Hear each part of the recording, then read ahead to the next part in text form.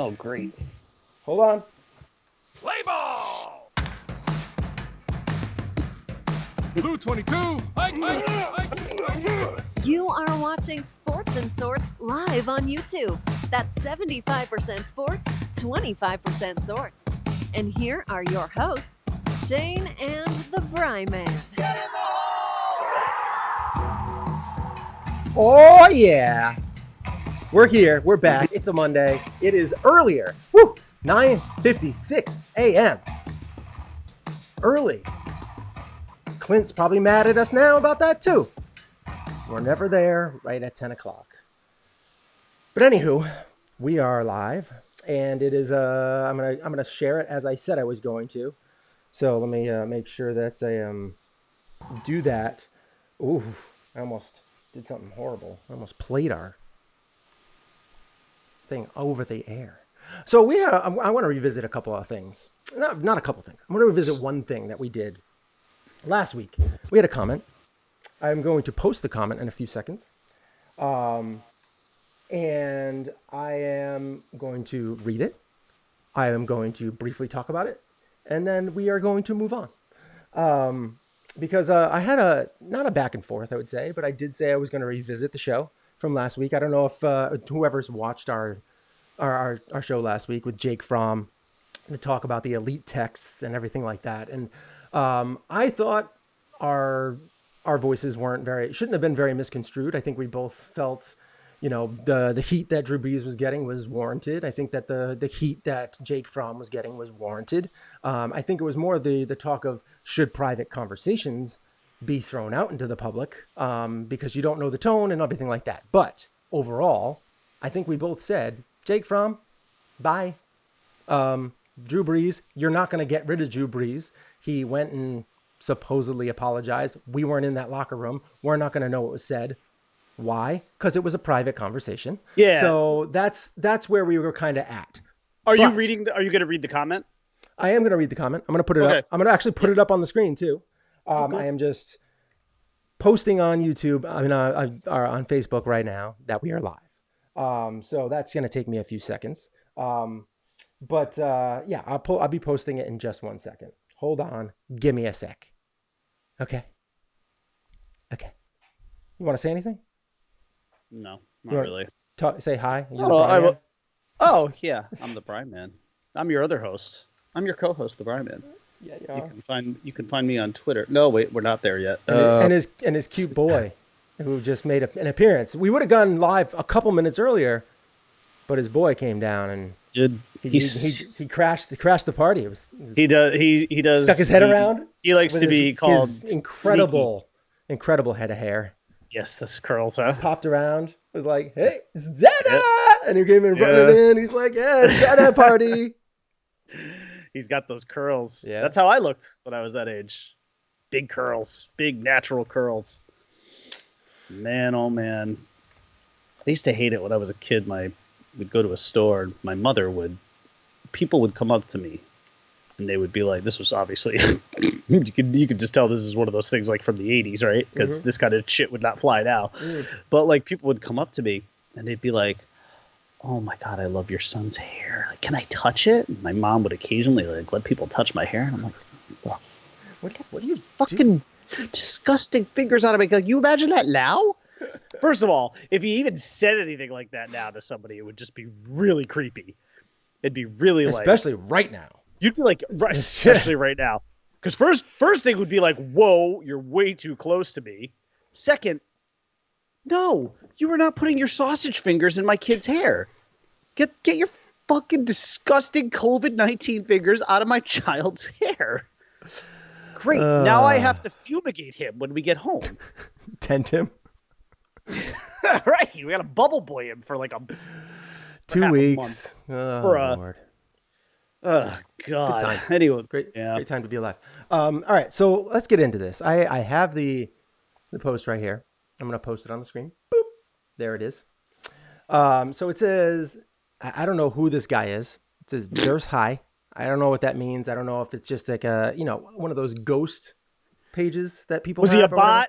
He had an egg, right? Was it an egg for Avatar? Yeah. Which a lot of people do. I mean, whatever. It says, right damn. I thought this Right was actually going to be good. You guys spent way too long on favoring Jake By the way, Fromm. hold on, wait, time out. The first sentence is the title of your sex tape, by the way. It's a good one. It's a good one. Good. You guys spent way too long on favoring Jake Fromm, hypothetically. I stopped at 1647 once the guy on the right started rambling with his conflicted views on Drew Brees, disrespecting the flag comment. The two of you are the very definition of white privilege. Actually, an anti-black bystander with white privilege. Okay. There is no room for that, for the what ifs, or he didn't mean, in quotes, he didn't mean it because he's a good guy anymore. Never said that Jake Fromm was a good guy. Don't know him at all. Also, I don't think I ever said he didn't mean it. Right. He said, I don't remember saying that. We are deep in the Black Lives Matter movement and fundamental radical changes. You better be well educated before you say any damn thing or joke about racism. Okay. Who was joking about racism? I don't know. We talked about it. Like I talked about how it could be in joking context. Well, because Saturday Night Live would do something like that. And he said, FYI, SNL fired Shane Gillis last September for using racial slurs in a skit. Of course they did, because he did it in a skit, not in a Saturday Night Live skit. He did it in some kind of interview or something like that. He made some jokes about an Asian man, and that SNL spoke up. Skit. SNL spoke up and finally drew the line because tolerance for racism is no longer accepted. Also, stop tokenizing Black people and their talent by putting a uniform on them for entertainment buy. I don't know that tokenizing. I don't get that at all. We've never done that. But that I just don't. That some of this stuff was just he just threw it in there because he was just piling on. And trying to make a point. It just sounded like he was going on a rant. Yeah, a little bit. I mean, I can respect that. Whatever, people rant. Well, I go nuts. I do not. I fully 100% support the Black Lives Matter movement. I 100% support it. So I don't understand where that comes from. I understand white privilege. Yes. All white people have white privilege, and that is something we have. I've accepted that we have it. It is unfortunate that we have it, and it's not equal. I wish everyone had the same privileges, and it's unfortunate that doesn't happen. I try and treat everybody the same, and that's all I can really do other than, supporting these movements. But other than that, I think the biggest thing that I wanted to talk about was the SNL thing. Now, he said that they don't support the racially driven stuff at all. And I watched the at-home Zoom kind of SNL stuff that happened. Mm-hmm. Mm-hmm. It was not very good. I would say that for the most part. But I will say there was stuff that you can't hear here because I can't actually play the whole clip like that. Right. But in this clip right here, you would see a very racially driven joke, and it was obviously done with Michael Che sending an email to Colin Jost, and they have to say these jokes back and forth to each other. Due to charity stuff. Yeah. And it was a very, very racially charged joke. Had to do with McDonald's not allowing Black people to enter their store and his not letting his daughter having the same sign on his daughter. Okay. Mm-hmm. So that was the joke. Therefore, SNL, this happened in May this year, not last year, September, May this year. So don't tell me that SNL doesn't do that, because that will forever be done. Because to be honest, it kind of has to be done, because if you can't get laughter through some of the pain, you're going to be absolutely miserable for the rest of your life, because there is a lot of pain and you need to kind of laugh it off sometimes.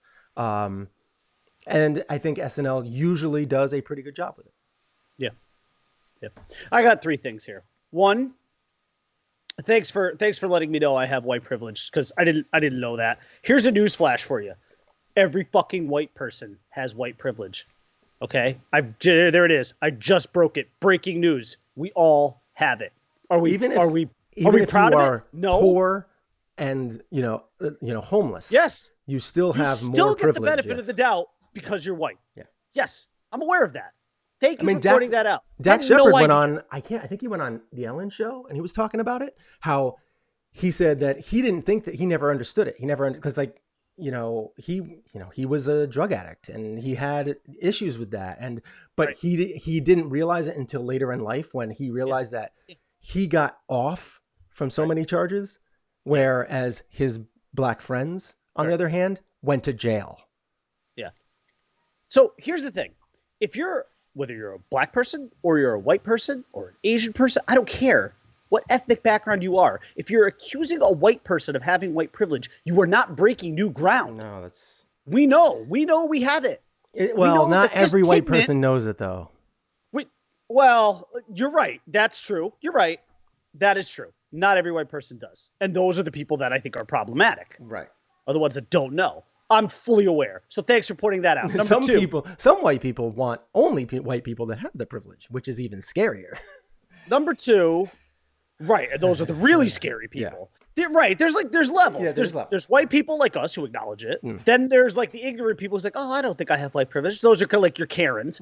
And then your 3 are just your alt-white racists who completely, they're straight out of, they're straight out of Nazi Germany, and they feel like there's one race and one race only. All right, number 2, Drew Brees. I'm going to stand by what I said. My quote-unquote conflicted opinion on him. Which wasn't first that of all, there's a couple of things. One, his teammates have already forgiven him. Now, does that really necessarily mean anything? Well, actually, let me rephrase that. His black teammates have forgiven him, and they've already said, let's move on. Right. The guy made an apology. He did what he did. He didn't say the right thing. And you know what? I'm going to say this, though, to Drew Brees' credit. The one thing he did say, and I think he went a little bit overboard with not with the apology, just a lot. You could tell he was feeling the heat, and he knew he needed to react. And it's good that he reacted, because if he didn't, it would have made it look worse, I think. If he had just said nothing, there were a lot of people who said he should have just said nothing and it would have all gone away. I disagree. I think he did need to say something. I think he was right to say something. I think not saying anything, that would have allowed the people who want to call him a racist to pile on even more and say, look, he's not saying anything. He's not defending himself. So he really is everything that we're calling him. Now, Drew Brees, again, I'm going to say this about Drew Brees. The guy's done a lot of good. He's done a lot of good for the city of New Orleans. He has. He said something wrong. He said something bad. Now, I'm not going to completely condemn him and call him a horrible, awful human being racist because of the comment that he made, especially when he apologized. If he had not apologized, I might say, well, look, he hasn't said anything. It's not a good optic because he's just sitting there and taking it, whereas he should be coming out. And, look, whether he did it for PR, I don't know. I'm not inside Drew Brees' mind or heart, so I don't know what he feels. We don't know what he feels. But all I do know about Drew Brees' track record is that prior to this, the guy there was never anything ever out there about Drew Brees that signified that he had any kind of hate in his heart whatsoever. And he did help a lot of New Orleans in the wake of Katrina, and a lot of that was helping the African-American community. I don't know that Drew Brees was specifically seeking color there when he was trying to help that community out. I don't believe he was. What he said was wrong at the time, and he screwed up, no question about it. He apologized. His teammates forgave him. What more does this person want? I'm sorry, there is a conflicted view about Drew Brees. Not every one of these things, some pun intended here, is going to be black and white. There's going to be gray area sometimes. That's actually the part that you need to understand, is that there will be gray area. Okay? I'll give you an example. This is a gray area. I believe this is a gray area. Okay? I think if you go around with a Confederate flag, There's no gray area. That's in the white. Okay? You're on one side of it, and that's obvious. Okay? I mean, it's ridiculous. And the last thing I want to say about Jake Fromm, this guy is way off in terms of accusing us of supporting Jake Fromm. The first thing I did when I saw this story is I went out, I put a tweet out there that said, rest in peace, Jake Fromm, 2020 to 2020. That pretty much covers how I feel about that situation. So this guy, whoever he is making the comment, thanks for watching. If you don't watch again, I could not care less. I don't do this for you. I do this for me, for my own catharsis and because I enjoy it. And, and I'm sorry, I'm not going to pander to you, whoever you are. Right. Sorry. I do like hearing opinions from other viewers and everything like that. I just thank them for watching. And I like hearing other viewpoints. I like hearing other viewpoints on what we said. Just to me, see if it was misconstrued some way. So I'm glad that it was brought up. I wanted to address it. We addressed it. Now, Clint says, what did he say? Didn't he just stand up for the flag and freedom? I forgot where he went wrong. I think he went wrong in many ways. And the main reason is that he didn't address the real issue, which is Black Lives Matter. That's the issue that's going on. If you're kneeling, that's what it's for, is for police brutality. Right. And it's not for the flag. It has nothing to do with the flag. It just happens to be the national anthem happens to be done on huge stages and gets filmed. And that is a way to bring awareness. And that's another example of where you have to seek some gray area too, because I think the feeling now will be, especially now, and I think there was a feeling about this too before, that if you knelt for the national anthem, and if you do kneel for the national anthem, and we are talking about Brees, you are doing it for recognition and awareness of Black Lives Matter and social justice. If you don't, you're a racist. That's where I'm going to have a problem with that, because Drew Brees, now maybe he will kneel. I don't know. I actually don't think he will. I think he'll continue to stand. And what I think he'll do is I think he'll stand and I think he'll put his hand on Michael Thomas's shoulder or somebody else's. Which I think is kind of a cop-out. I think or Alvin Kamara's shoulder. I think he should. Because it is very well documented now, whereas it was a bit misconstrued before why people were doing what they were doing. And I think it has been very well documented. I mean, as the seasons have played out, it got more and more, it got a little bit more black and white, where you could actually see what was going on. And I think as time went on, most people kind of understood what was going on. Unfortunately, it took another issue for it to really pick up steam again. Yep. And I just don't know that it necessarily if you stand for the national anthem automatically. What if a black guy stands during the national anthem? Then what? I think I don't know. I really don't know. I know what I would do for being what I would do. I would probably kneel, and it had nothing to do with and when I did it, I might even because this is something that I do on a regular basis. I usually say prayers and stuff like that in circumstances like that. And I would just say prayers this has nothing to do with the falling brothers and sisters of, the military. Sure. It only has to do with equality. Yeah. And that's why I'm kneeling. And that's it. I would, if I were an athlete, I would kneel. Yeah. I would definitely kneel. Absolutely. I think right now it's the right thing to do. But I am also not going to condemn anybody for standing. Yeah. I mean, they're going to get bombarded with questions on why. Right. And they're going to have to come up with their own reasons. And if it's a valid reason, I fully support the Black Lives Matter movement. I also just feel like I have to stand for the military and the people who have sacrificed their lives. I can respect that. And honestly, that answer right there probably does it. Unfortunately. And if they keep, I'm not that eloquent. I'm not that eloquent. And unfortunately, there's a lot of athletes out there that have a hard time vocalizing and verbalizing what's going on.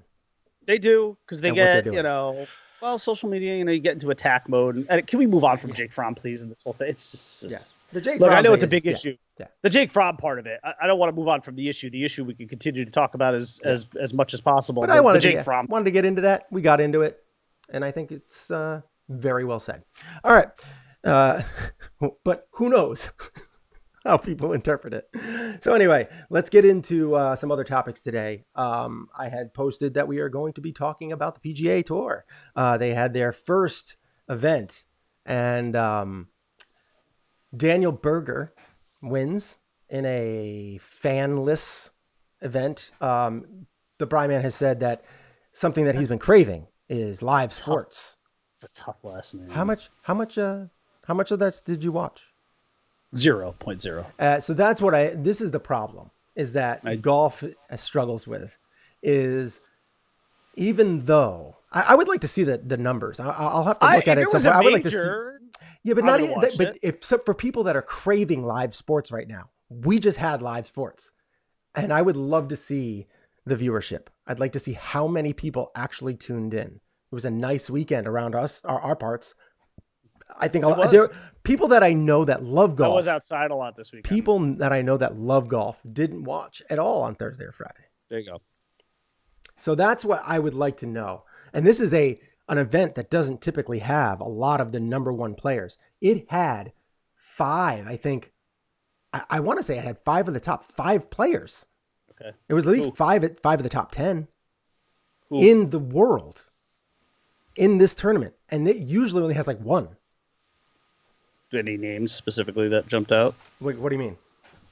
Well, just the best players in the world. Brooks Koepka was one of them, right? Yeah, he was there. Yeah, and you had Rory. I think he was there. Justin Thomas was there. Did Brooks Koepka put weight on? I don't know. I keep feeling like I heard that. He's probably. I mean, he might have put on some muscle too. Bryson DeChambeau was there. Jordan Spieth was there and played well. Colin Morikawa, who ended up missing a putt, like a 2-footer. Lipped. There was a lot of big lips. It would go in and lip and like literally went in and popped out, and it was like, oh, brutal. And that was to basically tie and continue on to play in the. I think it was to continue on the playoff. I was following it, wasn't following it closely because, to be honest, I do like Colin Morikawa. I think he's a good golfer and he's really young. I think he's his second year. But I just had no real interest. I was hoping for Jordan Spieth to make a run. He is one of my favorite young golfers. And, I've been actually rooting for Brooks Koepka as I've been going on. He didn't really make any run. I don't particularly love Justin Thomas, but I do like his competitive side. And so I was kind of like, peeking in from time to time, but nobody really made a good charge, and it wasn't all that fun. Yeah. Because you didn't get any of those big names. I mean, Daniel Berger won, and he's been playing well. And he was playing well before this whole thing ended, and he's been, I guess, playing pretty well since. But practicing and stuff like that, and he's really enjoying his swing, and obviously he played well, but not the big name that you really want right now. So it's unfortunate for golf. I would like to see the numbers on where the audience, the viewership. I'd like to see where that was and compare it to the year before. I think you're going to see it all come back when basketball comes back. Yeah. When they're in Orlando, and you get Tiger and Phil in a tournament. I think that'll help too. Yeah, it's just been rough. I mean, we've been 3 months now without sports. 3 full months. It's a lot. Yeah, people are getting in their new routines too. So it's true. I mean. It's true. A lot of outdoor activities, and I was outside. People's yards are in good shape because they've been doing a lot of yard work. But I think I've told you my wife has installed an entire irrigation system in our yard. French drains. What did you do? She did like the tubing and trenched it, and to all the beds, so I don't have to worry about running over anything with the lawnmower when I'm on it. And, it's wild. And she's growing everything. Good for her. Everything. I mean, everything from potatoes to pumpkins to, oh my God, so much lettuce, and the lettuce is so good. Tomatoes, the strawberries are coming out now, and they're delicious. I had a couple yesterday. Wow. Strawberries too, huh? Holy, everything, dude. Carrots. squash. How do you keep the animals away from it? You have it all wired You off? don't. No? It's tough. No, Yeah. it's tough. I mean, you got to just, you got to pick some stuff once it starts coming. But yeah, everything. I mean, she's planning everything out there. She's making us completely self-sufficient. That's awesome. That's great. It's pretty great. All right, let's get into next topic, and that is the Bri Man's got a rant about some masks. All right, I'm going to make this quick. Just look. I don't know what he's going to say, but No. Look. I'm going to put the screen just on you too. So I went to the dump again this weekend, right? On Saturday. And now a couple of, what's that? I said to the dump. Gotta sing that song when you go to the dump. Yeah. So I go there on Saturday morning. Yeah, Shane, yeah. And I look, again, for those who don't know, I have a compromised person in the house. I'm not getting into the specifics of it, okay? And because of that, I take every precaution when it comes to COVID-19. I wear gloves, I wear masks, I wear goggles, I wear this thing called an Insta-Shield that you actually put over the brim of your cap, and it's a plastic shield and it covers the front and sides of your face. Nice.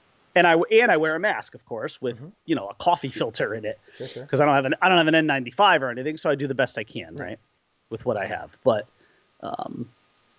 and I go to the dump, and again, I get out of the car.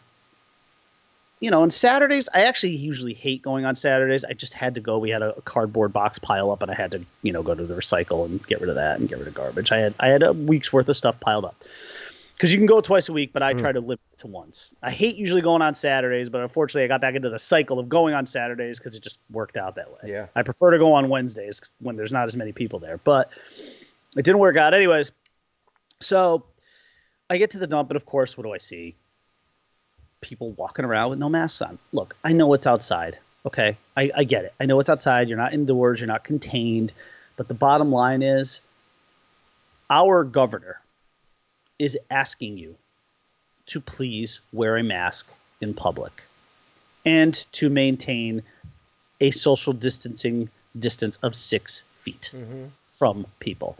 That part, for the most part, I wouldn't necessarily say people are good at, but I'm good at it because I will avoid if people start coming near me. I will back off, and I make it known to them, like, you're coming into my space. And look, do they know what I have going on at home? No, they don't. But you know what? That's not really the point. The point is you keep hearing this, right? We're all in this together, which means that we should all be doing what we can to help out our fellow man, woman, and child. When you put the mask on, it's not for you. When I'm wearing that mask, it's for I'm helping you, dickhead. So put on a fucking mask. And look, you know what though? Here's what I hate though. And I don't want to make it overly political, but let's be honest. A lot of it is because a lot of it, especially men, feel like this is emasculating to them. Oh, I have to wear a mask. It's a sign of weakness. No, it's not. It's a sign of you wear a mask when you do some woodworking, right? Like when you're building stuff, you put a mask on. When you are outside and you're cutting, let's say you're using your manly chainsaw to cut a tree down, okay? Well, some you people wear might goggles. not. Yeah. You probably are wearing goggles, right? What are you doing that for? To protect your fucking eyes, you dickhead.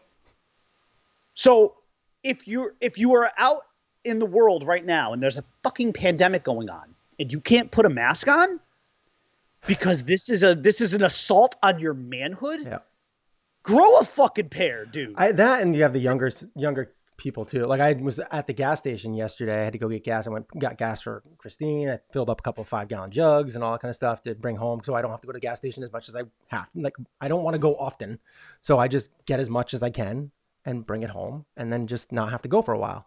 But there was a couple of people who walked into the gas station without a mask, which I was like, what? I don't understand that. But there was 2 young people who like walked out of their car, got in, went into the gas station, completely no mask, no nothing, walked in the gas station, went in, grabbed a bunch of things and came out and walked back into their car and drove off. And I'm like, what?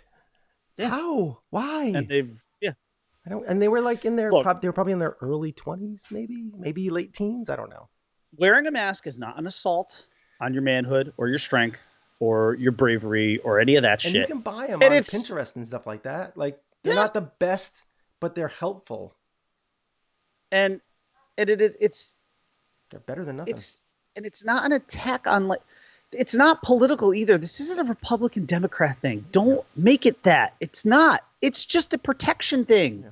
It's us protecting each other. And you can tell that things aren't going well because they just reopened everything and we're already getting that second surge. And now Florida and Texas, have like their highest infection. Oh, there's like 6 or 7 states that are. And of course, surging. Both of their local leadership is saying, well, that's because we're also testing more too. Okay, well, that might be true. Maybe. I don't even know if that is true. But the bottom line is your numbers are going through the roof. And if you're a hardcore Trump lover, the one thing that your boy Donald loves to do is he loves to point to the stock market. Well, how's the stock market doing recently in the last few days? Not so great. Not so great, guys. Yeah. There's been like a net drop of about 1,800 points in the last 3 business days. So the one thing that your hero ties himself to constantly is not performing so well right now. And you want to know why? And I know why, because I read it every fucking day. I read it on Barron's. I read it on Market Watch. I read it through CNN Money. I read it through Fortune. Yeah, I read all that shit. The Motley Fool. I read all of it. And the reason why, it's because the second wave coronavirus spike is scaring investors off. Yeah. Every article points to the same thing. And the biggest reason why that is happening is because you don't want to wear a fucking mask because you think it's an assault on your fucking manhood. It is not. It's to protect others. And when someone else is wearing it, you should thank them and say, thank you for looking out for me. Mm-hmm. It's not an attack on how tough you are. It's not. It is not. In fact, you know what? Look, do I love it? No, it's not ideal. But you know what? I at least have fun with it. I've got 2 different Yankees masks. I've got some Disney ones coming. I'm going to get some Miami Dolphin ones, some Spurs ones, some Blackhawk ones. I'm going to show my team pride. Get a UConn one. I'm going to load up on these things. And I'm going to wear a different one every day. I'm going to make I'm going to make a fashion statement out of it. I mean, you can actually do that. Dude, and if you like Trump so much, here's what I would do. Get a mask that says like Trump 2020 on it or something like that, or put fucking MAGA across it. You can put whatever you want. Some asshole at Etsy, I'm sure, makes that. So just go get one.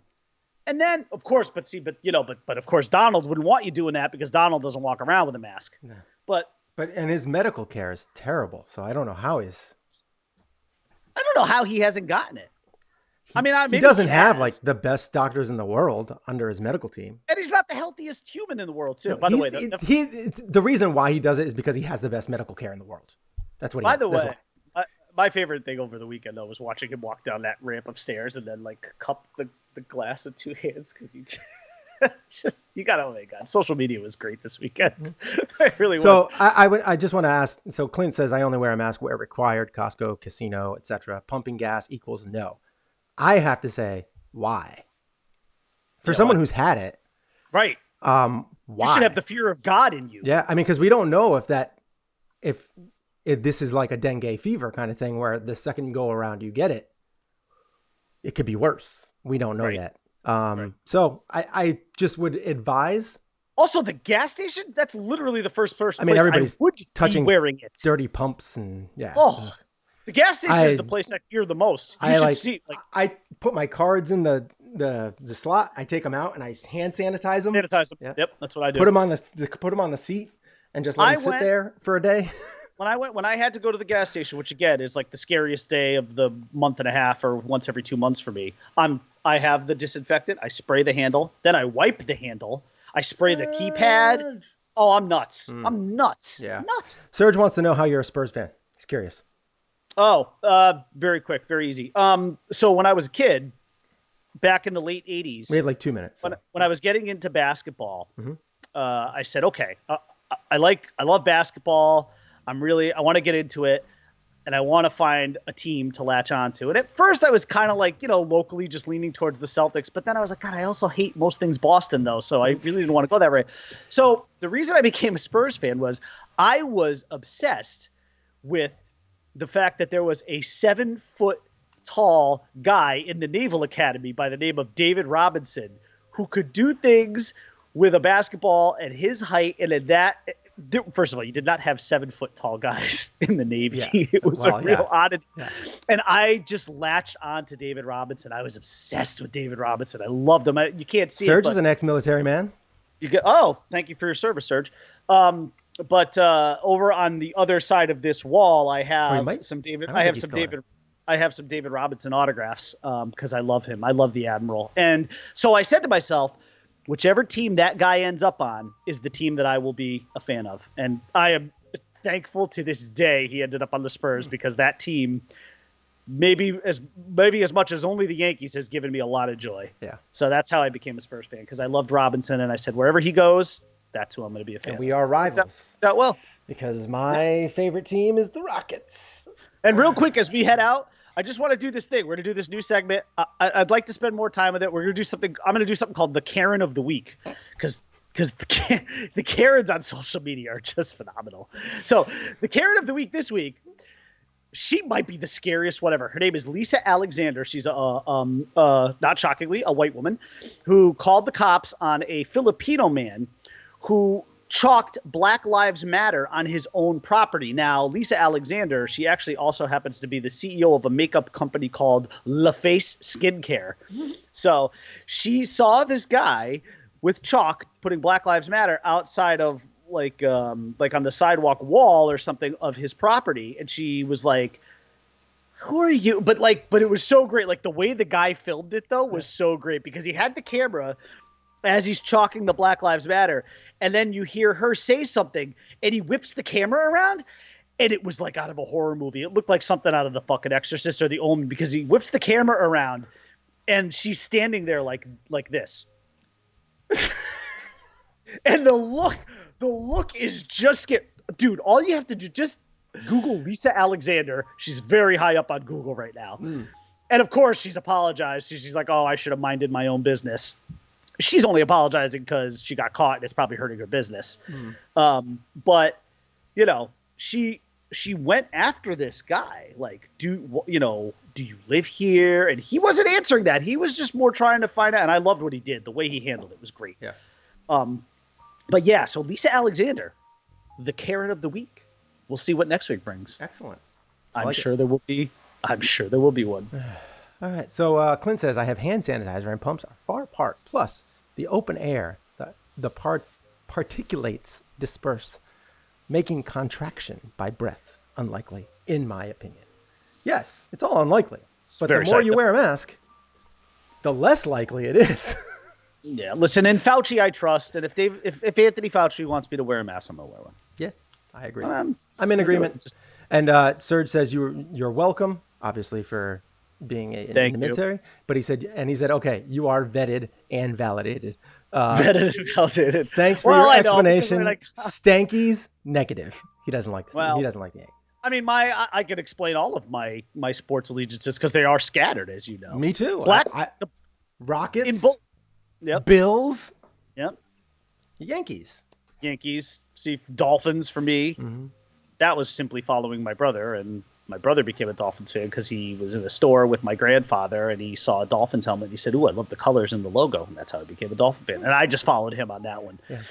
But Blackhawks, because I love Jeremy Roenick, and he actually lived in the town that I lived in at one point too, and that's how I became a Blackhawks fan. Mm-hmm. So every one of them has a story. Yeah. Olajuwon's my man. Love that guy. The dream. Oh, he's so good.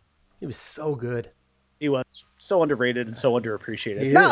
I shouldn't say underappreciated. He was definitely underrated. I think he was extremely appreciated, but he was underrated. He's appreciated by his fans, by the NBA. Yes, I appreciated him just because I respected him. But I truly 100% believe he's a top 5 player of all time. By the way, I just got a thing, the Travelers Championship that's going to be coming to Cromwell. Mm-hmm. It's going to have 8 of the top 10 golfers. I think you're going to see that a lot because they did not play a lot. They want some money. See, now that I might watch though. It's local. One because it's local, but also 8 of the top 10. Okay, so that probably means Phil is there and maybe even Tiger. Well, Phil is not a top 10 guy. He's like he's like 70th or something like that now. Right. He was almost going to lose his card. He's not there. Tiger, he might be top 10. He should be. Won the Masters last year. I would think so. Won the Masters last year. Yeah, I saw it. I noticed that. Is that new? No. I was like, I wanted to put something up, Just rotate some stuff and around. I had 2 golf magazines here, so I was like, and that one was on top.